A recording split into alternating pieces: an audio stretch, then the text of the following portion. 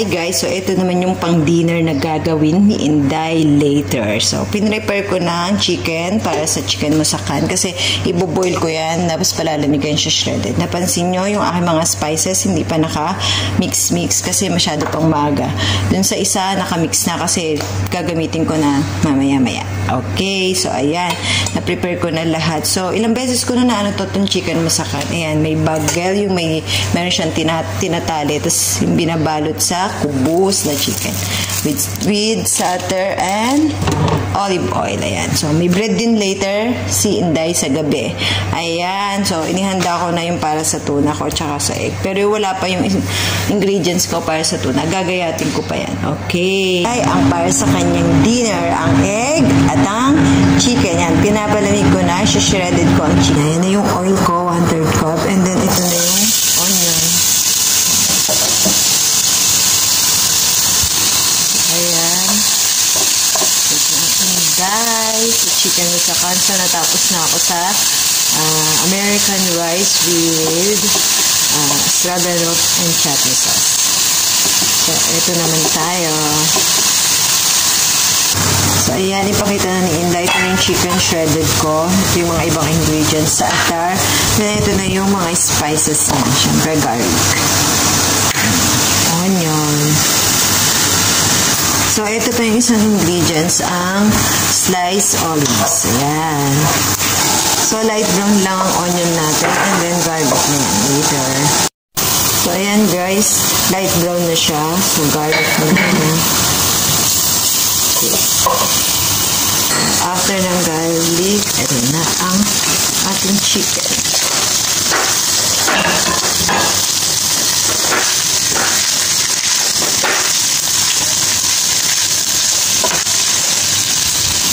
So guys, tapos niyan, ito namang spices na tayo. Okay.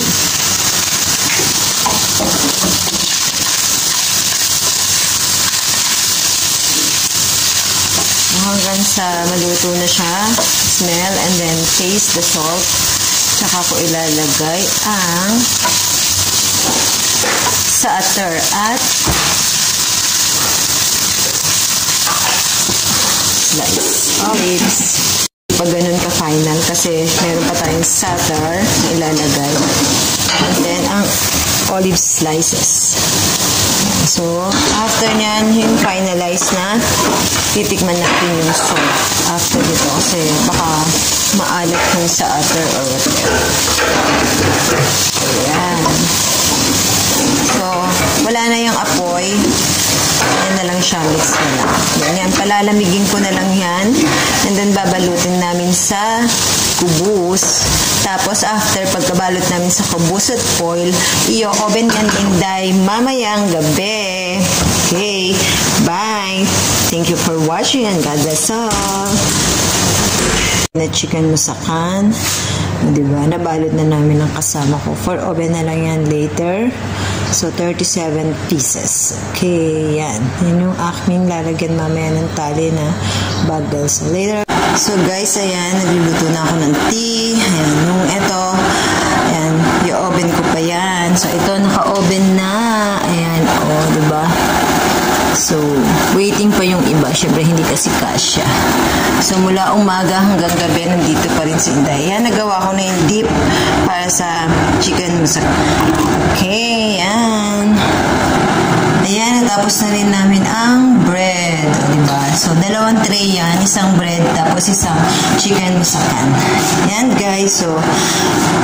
So, ayan guys, ang chicken musakan at ang sandwiches ng mga Inday for tonight. So, ayan, maghapon, nasa kalan. Sina ang Inday. Okay, yan. So, thank God, natapos na namin lahat. Ayan, for delivery na. Ang ginawa ng Inday. So, tapos na din ang tea, syempre. O, diba? Thank you for watching. Keep safe and God bless. Ayan, so today, task ni Inday.